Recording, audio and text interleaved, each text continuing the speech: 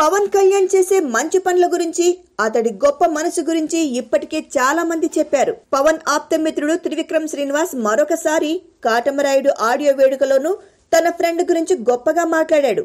కష్టమని వచ్చే వాళ్లకు పవన్ ఎలా సాయం చేస్తాడో దగ్గరుండి చూశానని, కానీ అతను అవేమీ బయటికి చెప్పుకోడని త్రివిక్రమ్ చెప్పాడు. కానీ ఈ వేడుక జరగడానికి ముందు రోజు పవన్ గత సినిమా సర్దార్ గబ్బర్ సింగ్ వల్ల తాను 2 కోట్ల దాకా నష్టపోయానంటూ ఒక డిస్ట్రిబ్యూటర్ నిరాహార దీక్ష కూర్చున్నాడు. అతను కొన్ని రోజుల నుంచి సర్దార్ నిర్మాత పవన్ మేనేజర్ మీద ఆరోపణలు గుప్పిస్తున్నాడు. తనకు అన్యాయం జరిగిందంటున్నాడు. ఇంకా కొందరు సర్దార్ బాధితులు కూడా గళం విప్పారు. కానీ ఇప్పటిదాకా పవన్ ఈ విషయమై ఏం స్పందించలేదు. పవన్ తరఫున ఇంకెవరూ కూడా మాట్లాడింది లేదు.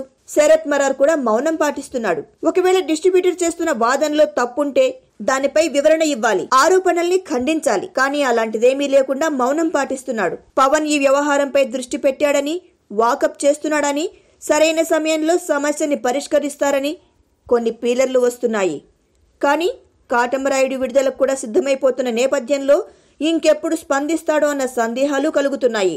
కాటమరాయుడు ఆడియో వేడుకలో అయినా పవన్ ఈ విషయమై ఏమన్నా మాట్లాడతాడేమో, ఏదైనా ప్రకటన చేస్తాడేమో అని చూశారు. అలాంటిదేమీ లేకుండా తన సుదీర్ఘ ప్రసంగాన్ని అవగొట్టాడు పవన్. మరి ఈ రచ్చ ఎక్కడి దాకా వెళ్తుందో, సమస్య ఎలా పరిష్కారం అవుతుందో చూద్దాం. Please subscribe. Hi, it's me Purna. Please subscribe.